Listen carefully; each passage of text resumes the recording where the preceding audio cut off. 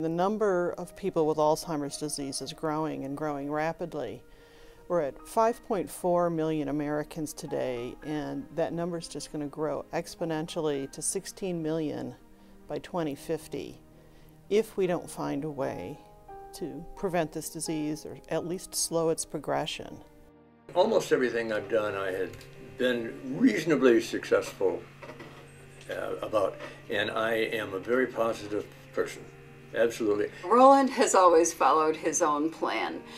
However, the first indication I had that there was trouble was actually when we did live on that 14 acres, which was on a bluff, and Roland drove the John Deere off the edge because he got his feet confused. There were small things day after day which were, I'm sure, not noticeable to anyone because Roland's very sociable and he has great presence. So I don't think our friends were aware, but I was aware. I felt a great weight off of all of these things that I had failed in, not been able to do. Now I know why. It's not because I'm stupid. I have a disease. And for me, that was thank goodness for that.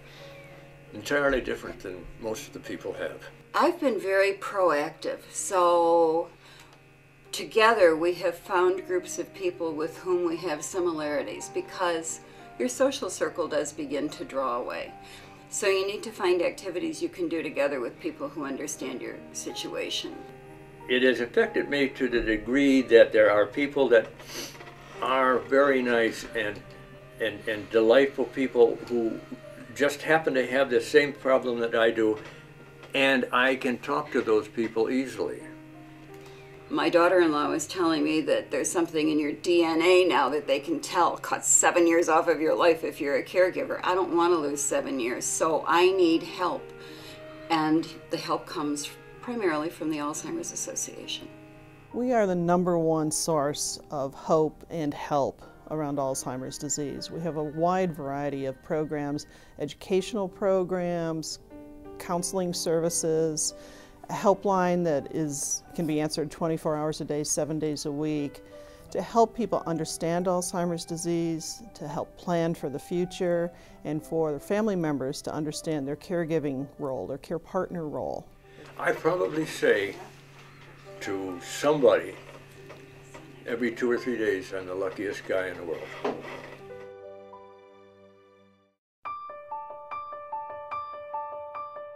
My father, Cliff, was a remarkable athlete. As a high school senior, he was named All-Ohio in 3 sports.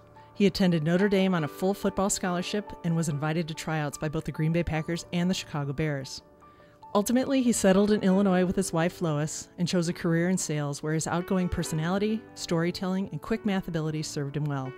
With Mom, he raised 5 daughters and 1 son and taught each of us how to catch a ball, to ignore stereotypes, and that we could be whatever we wanted to be. In 2003, at the age of 76 and still working in sales, Dad approached Mom and said, "Lois, I think I better quit. I'm starting to make mistakes." 1 year later, we celebrated their 50th wedding anniversary, and Cliff was diagnosed with early-stage Alzheimer's. During these years, I was focused on working my way up through the sales ranks at WGN-TV. One day, Cliff's younger brother, Rusty, pulled me aside and said, "Kid, you need to start collecting memories, not things. Memories will last forever." I began to realize how important that advice was as we started seeing the impact of the disease on my father. Now, any memories that we could make for my dad and for our family would become that much more precious going forward. As I continued my career, I was encouraged by the Chicago Cubs and my friends at WGN to have Cliff throw out the first pitch at Wrigley Field. I was hesitant at first, but ultimately convinced that Cliff could do this and that it could make a special memory for my family. On Father's Day 2007, Cliff threw out the first pitch wearing my Cubs number 9 jersey and the biggest smile any of us had seen on his face in a long time. He was an athlete again, confident and completely at ease in the limelight on the pitcher's mound. It was amazing, even though his pitch was a little high, as told by Bob Brenly in the playback that day. That was a great day for my family and one that we especially cherish because we saw our dad again, the one we always knew and will always remember. Shortly after Wrigley, my siblings and I began having regular meetings to discuss the next steps for long-term care for both our parents. We went online and discovered the Alzheimer's Association website and its many resources, including books, seminars, and support groups for Alzheimer's families. In 2008, we attended our first Alzheimer's Association Family Forum at North Central College. At the event, we listened to researchers talk about the progress being made towards finding a cure. Caregivers shared their own experiences, and many Alzheimer's-related resources were made available to us. This meeting helped us navigate, or at least begin, the course that we're on now as my dad heads into the late stages of Alzheimer's, and we've been able to take some positive steps concerning our parents' safety, legal, and financial needs, as well as in-home caregiving as a result. Later that same year, I was appointed general manager at WGN-TV. While excited by this opportunity, I was admittedly overwhelmed by the challenge of leading an organization in transition while still determining my role in my family's own transition. Then one day I received a call from Nick, who introduced himself as Wally Phillips' son-in-law.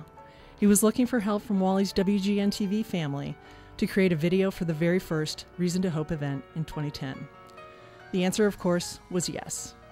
In the fall of 2010, I received another call, this time from the producers of Who Wants to Be a Millionaire, which airs on WGN-TV.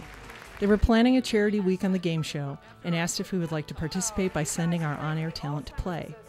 We agreed, and when asked to designate our charity, I answered without hesitation, the Alzheimer's Association. And then I made a call to the Greater Illinois chapter and introduced myself to Erna Colburn and her team. There seemed to be a reason for all of this. Here I was, overwhelmed by the WGN responsibilities while feeling hopeless in my ability to help both parents now, when I realized maybe I could help. That maybe there was hope and something that I could do after all to help raise awareness for Alzheimer's families like my own and for the Alzheimer's Association through the voice of Chicago's very own WGN-TV. In 2011, I hosted a Table at Reason to Hope second annual event, and then this past fall, Erna asked me to chair today's event. And that's when I knew there is a reason for all of this. A reason to hope, a reason that I'm here on behalf of WGN-TV and Chicago's very own, to help Alzheimer's families within our community, families like my very own, by raising awareness for this devastating disease. And most importantly, there's a reason you've all been invited today to learn more about Alzheimer's and the Alzheimer's Association, because there is a reason to hope.